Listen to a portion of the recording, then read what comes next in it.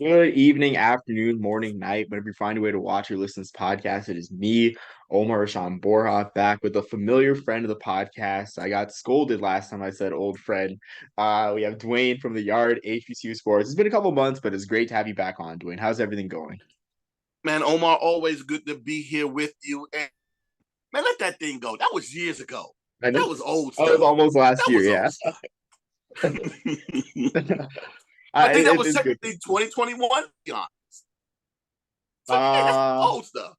yeah, I think it's 2021. Yeah, it's at least a year actually. That's all It's right, funny man.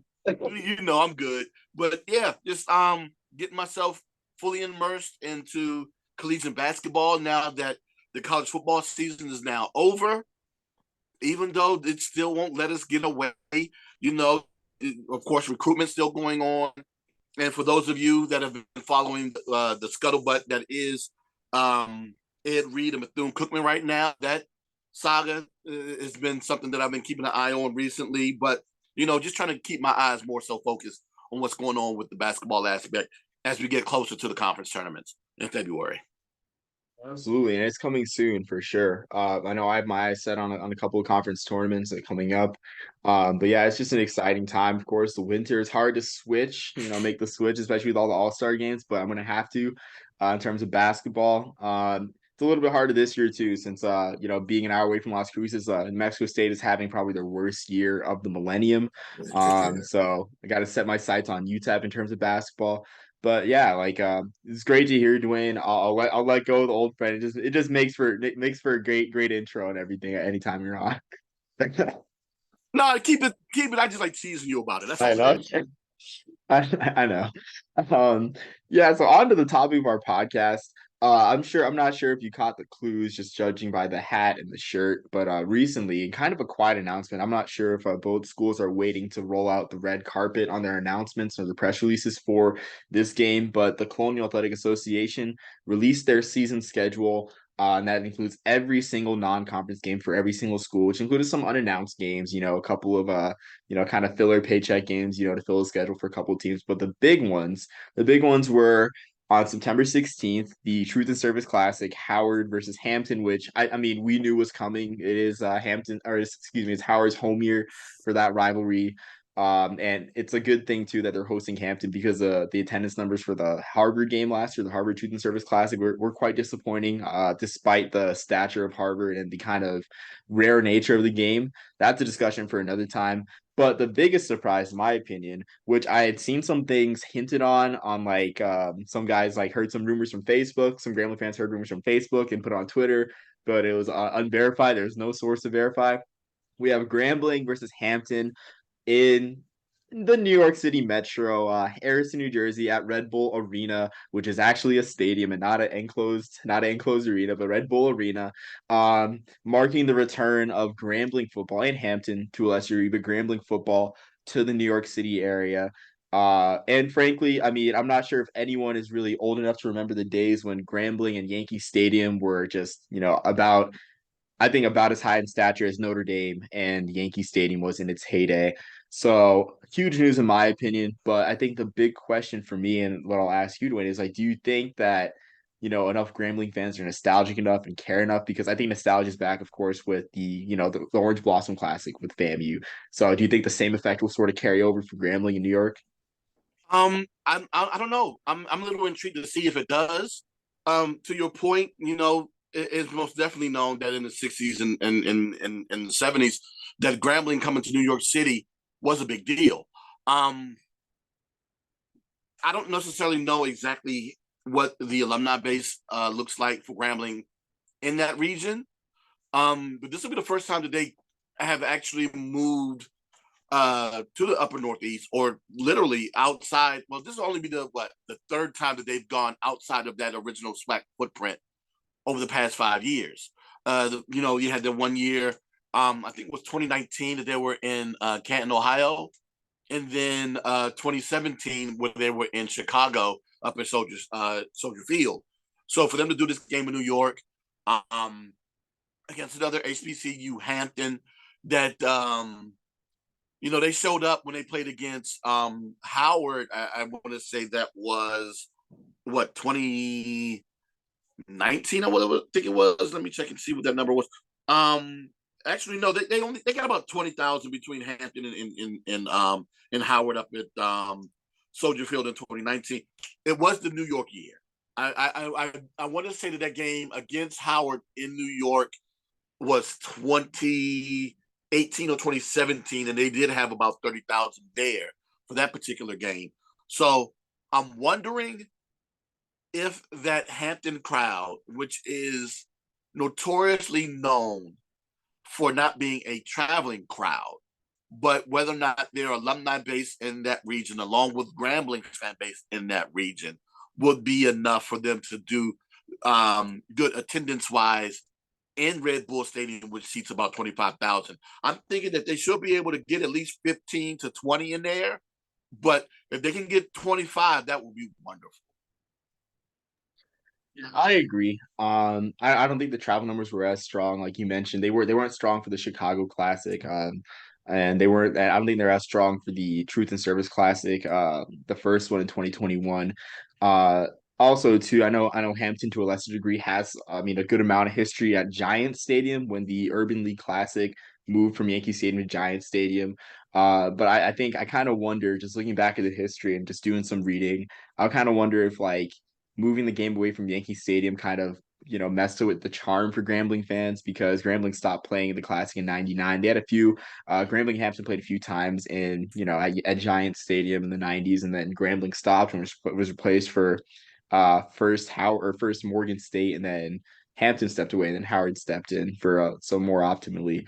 But I'm interested as well. I don't have the attendance numbers with me for the Hall of Fame Classic, but that, of course, smaller venue, less demand for fans. And I think Tennessee State also being nearby kind of helped inflate the attendance a bit for sure. Also, it being Eddie George's debut as well. I think it's interesting as well too, looking that I know I've followed Bruce Eugene for a while on Twitter. Uh huh. He's the OC at Canarsie High School in Brooklyn, so that's a fun tidbit there. So I wonder Yeah. if they can get him involved in that game. I know Bruce Eugene is like my first exposure to black college football. I mean, just a great quarterback. Sad he's kind of forgotten. But I guess another question I have is like last year with Howard and Morehouse playing at Giant Stadium in the HBCU NY Classic. Do you think that HBCUs want New York City again to be a big part of I guess sort of trying to think. I guess sort of like this kind of like turf war. I don't know if it would necessarily be a turf war, um, but it would be good if the promoters, well, if the universities are getting a big enough payday to come to the New York area and play, um, and hopefully with them getting over 30,000 on a regular basis would be a wonderful way of making that coming to fruition. To your point, they did get over 35,000 this past year with the New York Urban City Classic between Howard and Morehouse. So it'll be intriguing to see if it works again with these two institutions because it just happens to be God. I'm hoping that Howard wasn't necessarily, and this is nothing against the university. And I'm gonna get to that point in just a moment. I'm hoping that Howard wasn't the reason why those Urban City Classic games and what did it used to be called when it was in Giant Stadium, Omar? I think it was still the Urban It League was still Urban Classic. City. I think so. Okay, Yeah.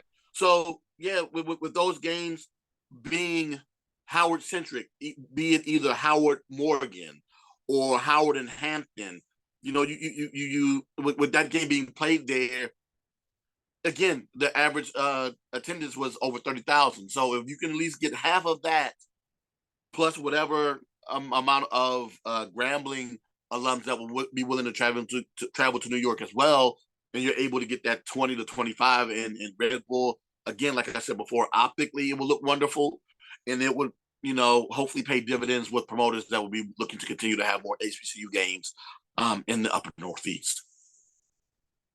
Yeah, I agree for sure. I'm not sure if I guess maybe like a rotation with Howard. I think a rotation with Howard actually would work.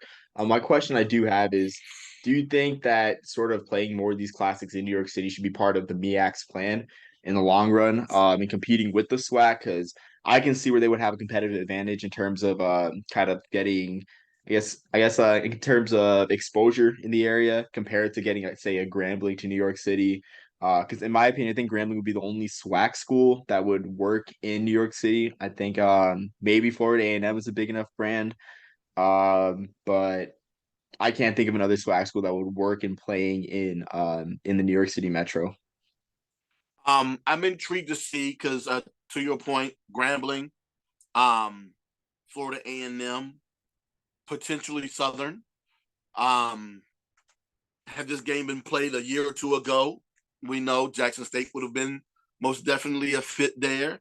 Um, but you're right; those three institutions out of the SWAC most definitely would be an intriguing draw in that region.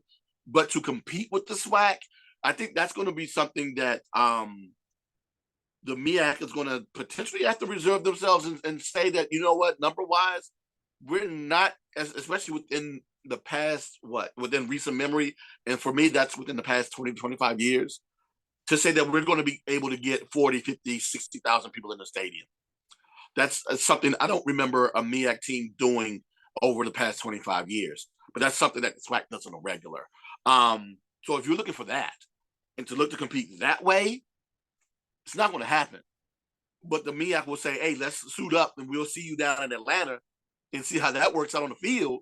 We'll compete with you that way. And we already know what that record is, too. So I'm not going to sit here and continue to berate SWAC fans about that. But when it pertains to attendance and when it pertains to football atmosphere off the field, the SWAC has the MEAC beat. So if anybody is looking to bring a MEAC based game or MEAC based matchup to that region, I would say basically north of Baltimore. Yeah, I mean, shoot for 30,000. And I guess out of the remaining members in the MEAC, your best bet would be Howard. Um, like I said before, South Carolina State's not known to travel, especially north. Um, Neither is North Carolina Central. Um, Norfolk is known to travel.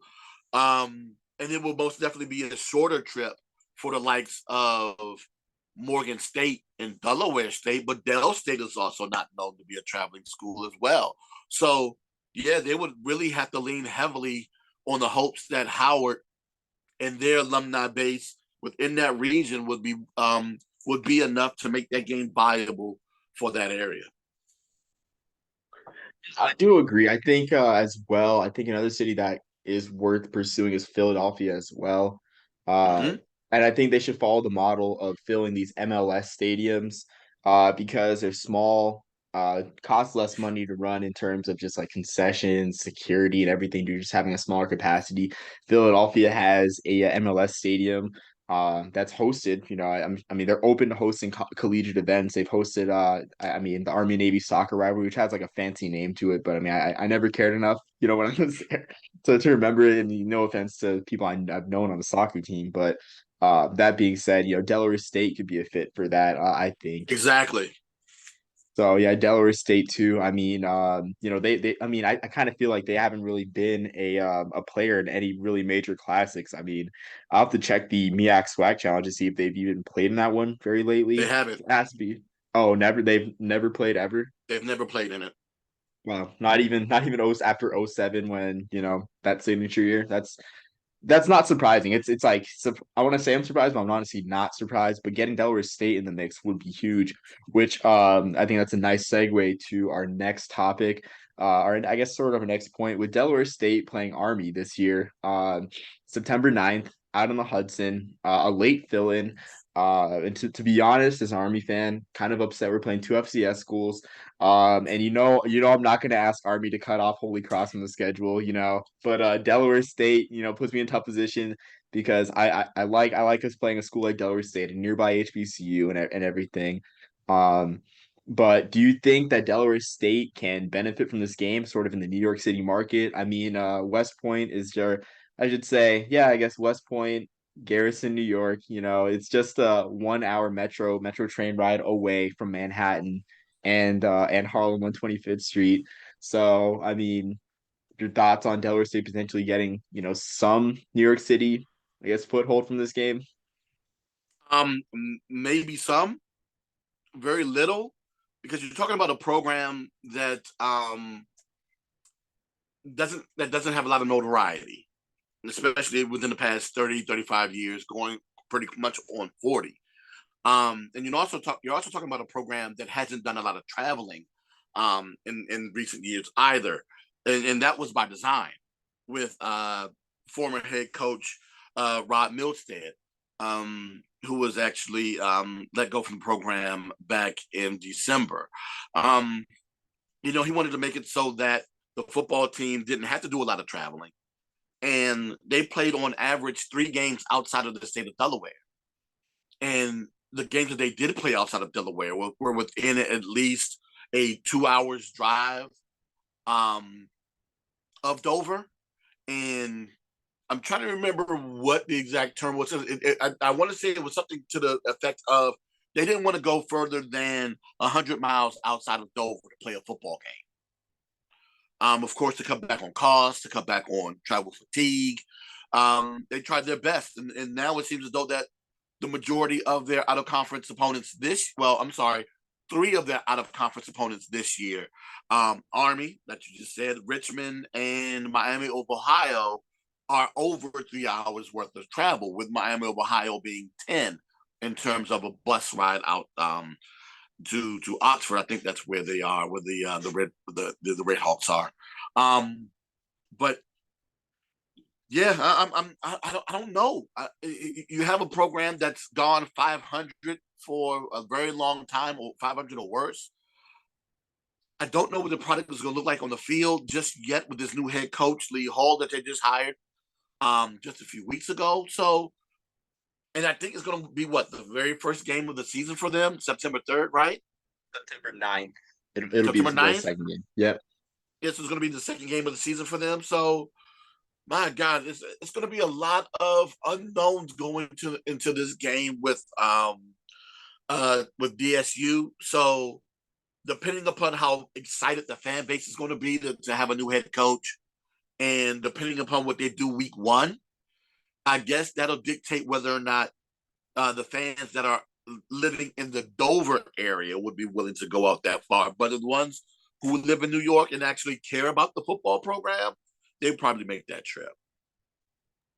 It's a good point about caring about the program because um getting to the academy on a game day is a hassle, with it being a military post. So I kind of wonder if that would scare away a lot of New York City Metro, or even like, I guess, like you guys Metro North fans, because it's on the Metro North train line. Any Metro North fans from coming to the game, just a hassle on a game day, 12 o'clock, you're probably gonna have to make a early wake up to get to the game, and then get background checked on post. I mean, I haven't been to a game, but back since I graduated, but I think that's how it goes. I mean, but there's also the thing too, where it's like, it's a trip to, New York City. I mean, not really New York City, but it's a trip to, West Point, one of the, I guess, the jewels of America. And I'm not saying this to toot my alma mater's horn, but people think that, there's tourists every day and everything. So, I mean, I kind of think whether, that would draw fans too. But looking back at Morgan State, I know Army's played Morgan State 3 times. I kind of feel like, the after maybe the second meeting, that was on a Saturday. The first one was on a Friday, Labor Day weekend. Not really sure how many Morgan State fans from Baltimore could have made the trip on a Friday. 2016, first meeting on Saturday. I mean, attendance raised from 24,000 to 28,000. Okay. Attendance kind of stayed the same my junior year when Army played Morgan State. So I kind of wonder if the charm kind of wore off of that game, and also too, like, whether people understood like the gravity of Morgan State playing in the New York City Metro. May not have been one of those, I think it's six boroughs. Kind of, I think one of the 6 boroughs of New York City. but it was, it's still an hour away from New York City. I know it's in the eye as well. And I think something else that's to be considered is I feel like Army is more of Army and Navy and Air Force even are more national brands and even regional brands too. So it's like, sure they're playing Army an hour away from, but it's not like it's, the 1940s or 60s, when you're playing in front of, when New York Times writers are going to be there. That I guess the Associated Press writer is going to be there, where it just doesn't really matter because Army is more of a national brand than like a regional brand or like a New York City brand. Yeah, yeah, and you're right. I'm wondering whether or not this current fan base of HBCU fans would be worried about that type of nostalgia and be willing to take that in. And then to your point of having to deal with going to West Point, having a noontime start. I had a conversation recently with some HBCU fans that were complaining about noontime starts last year and weren't looking forward to it again this year. And I'm like, you got to understand that, in some cases, be it out of conference or for the likes of North Carolina A&T and Hampton in conference games, you're going to have that noon excuse me, that noon kickoff time, and you're going to have to start adjusting accordingly. So, it's either you go out and support or you don't. But I don't know. I'm not necessarily confident right now, and I'm going to need for Delaware State fans to prove me wrong. I'm not necessarily confident that there's going to be a huge turnout on West Point from Hornet fans. I'm just not. Yeah, and I'd have to agree too, honestly. But I will say this, like from a competitive standpoint, I do think this game is kind of intriguing with how Delaware State. I'm not sure how much they return on their defense, but they could catch Army in a period of transition because I mean Army's Mm-hmm. trying out a new offense now. No more flex bone. They're going to a kind of like a pistol attack, more of a like sort of a loaded pistol attack. So I mean, they could catch them. Second week of this new offense for Army, there could be some kinks to work out. Even this past year, where it took Army a couple weeks to get their option rolling. So from a competitive standpoint, could be an intriguing game. I'm not saying Delaware State's going to win, not being the hot take machine, but I'm saying they could hang around like Morgan State did, 2019. Caught Army off guard with a couple deep touchdowns, quarterback injury, and then until Army busted the game wide open.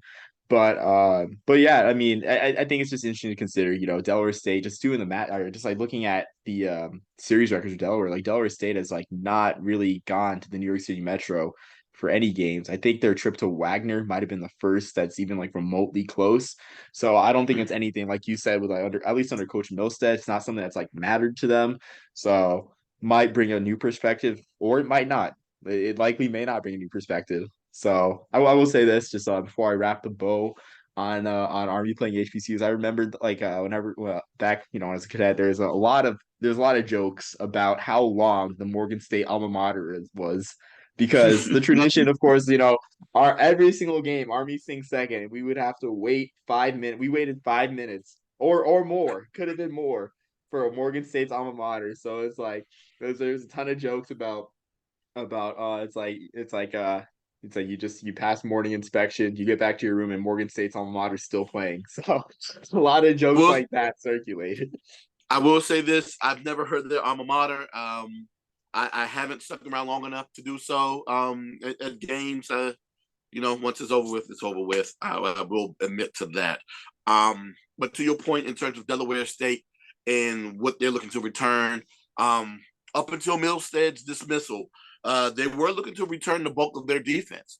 I don't know exactly if those guys will still be returning now that he's gone, and whether or not they'll be willing to play for Lee Hall. But if they do, that defense was a pretty good defense, in and out of conference. So I will be intrigued to see if those guys decide to return, what that defense will look against that Army offense that will be looking to experiment. And then, of course, who Coach Hall brings in offensively to lead this offense. Absolutely. Should be interesting because Delaware State's hung its hat on its defense and running game, even without Simon Wilkerson last year, which may have been the missing piece, it had he stayed. But we will see indeed. I do expect a competitive game. One more thing that came up to mind before we close. in terms of like teams establishing themselves with sort of this New York Classic, can you kind of see like a Grambling versus Lincoln game?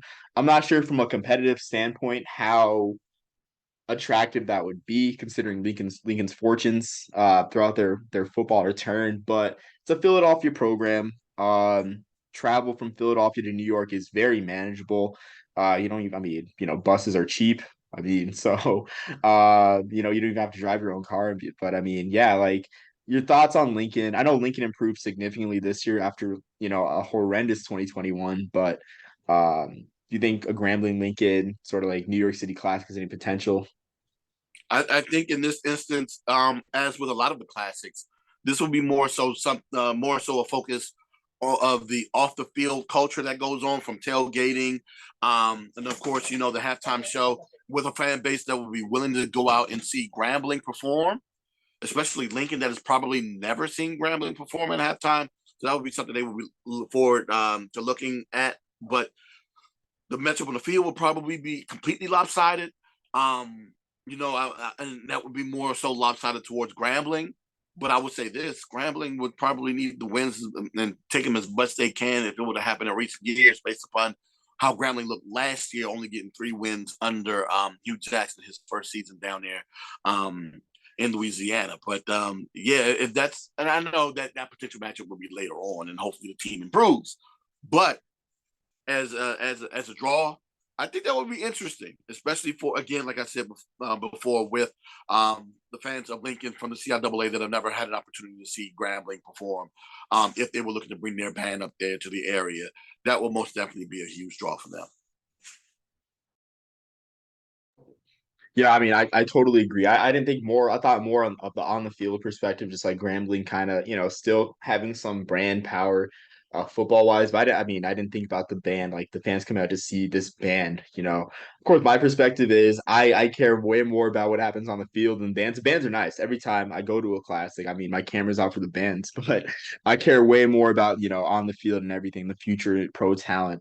So I thought it's kind of like, once in a lifetime, like our program's going against Grambling, our program's going against a SWAC school.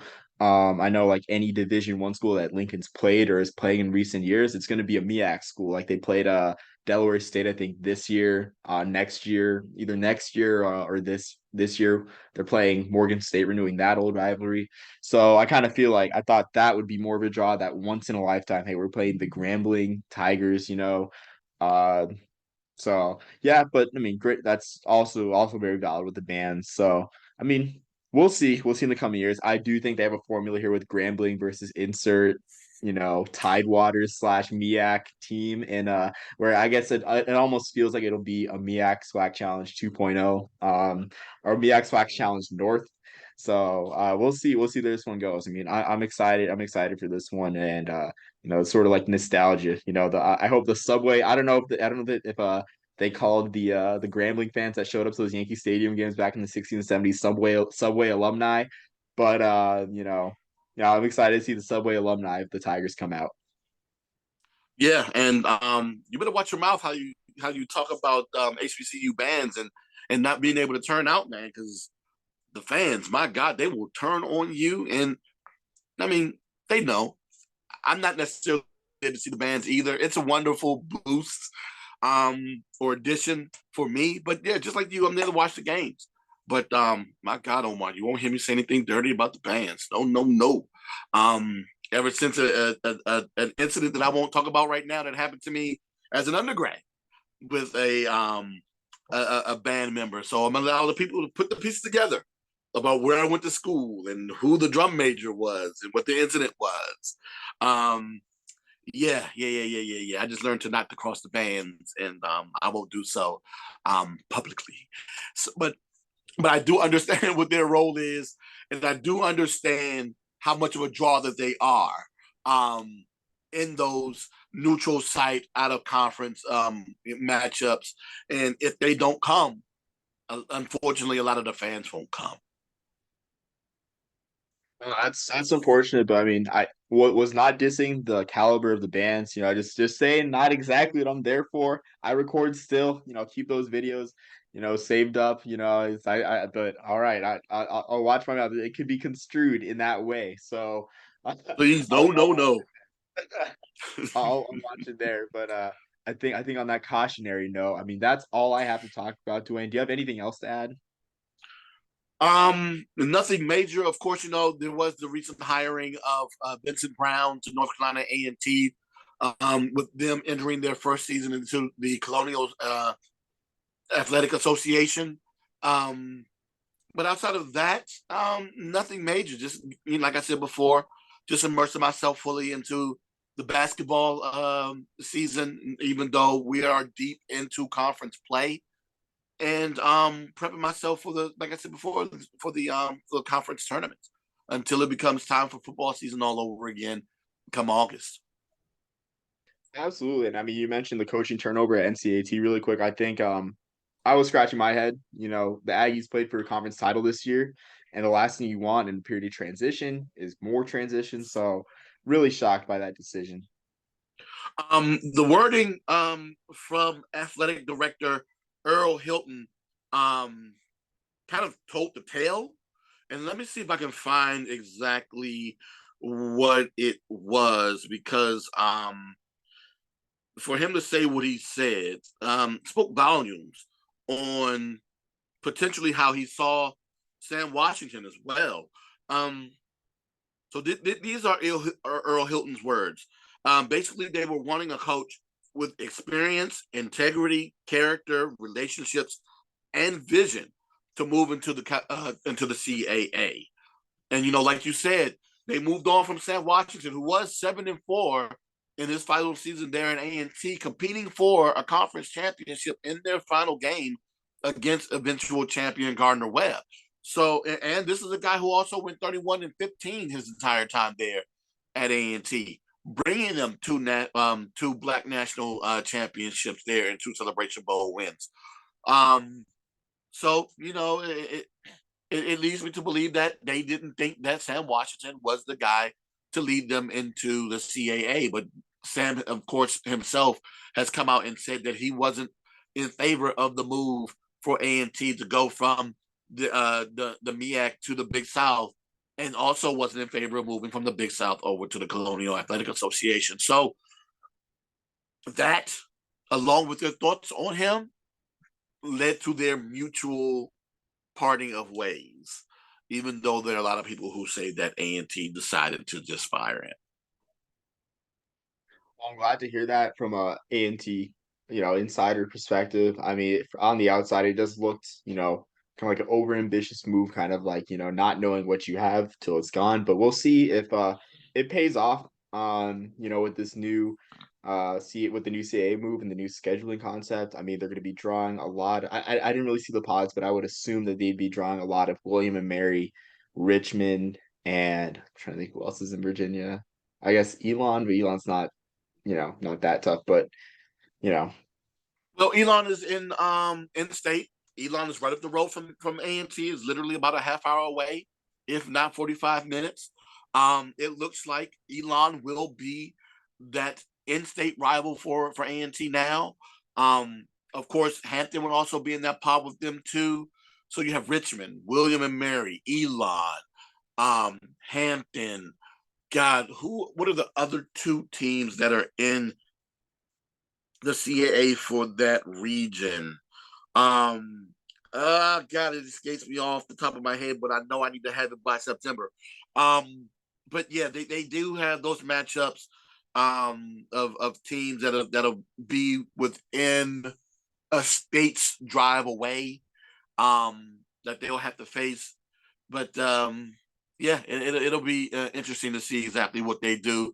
But to your point, I still say that A&T moving over to the CAA was an ambitious move, and there's still a lot of things that they still need to play catch up on in order to be adjusted to compete on a cognizant level. No, I shouldn't say cognizant level. That was wrong word terminology for me to use. But for them to compete on the level of the CAA and within the majority of the sports there. But yeah, this will be a wait and see moment for me.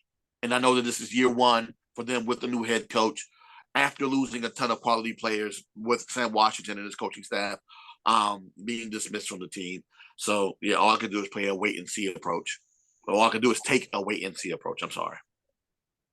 Yeah, I totally agree. And I'm trying to find the model. There's not an exact graphic or model. They just say that each team is paired with two permanent partners that it faces every season. So I'd assume Hmm. for A&T that would be one of the Virginia schools and Elon. But we'll see. My guess In is coming that time. it'll be Hampton and Elon. That'll be my Hampton, guess. right. Okay. Okay, so they dodge having to play William and Mary every year, I think. I think. But um yeah, well, we will see when that time comes. But that is time. That is another podcast. As for this one, um, thanks Dwayne for coming on. It's always a pleasure to have you on. Not a problem. Always a pleasure to be on with you. A lot of times, man, I don't get a lot of chances to talk neutral site games, so I got to get myself. Well, I don't say I have to get myself. I like getting boosted up to talk to you about these neutral site games, especially from your perspective. Because a lot of times, man, all we're doing is talking culture, and okay, yeah, I get it. Culture's fine, and it's a wonderful draw for a lot of these games. But to talk about what the potential draw in a lot of instances, the history of these games and these matchups, and how they matter, is something that I enjoy talking about as well. Appreciate that. I mean, that's something, I don't really talk, culture and on the field stuff. I mean, just going behind why people go to these games, just love doing it. So yeah, until next time, we both know it's not gonna be the last time we're on this podcast, Wayne, but thank you again. Thank And you. until next time, everyone, peace, love, and soul.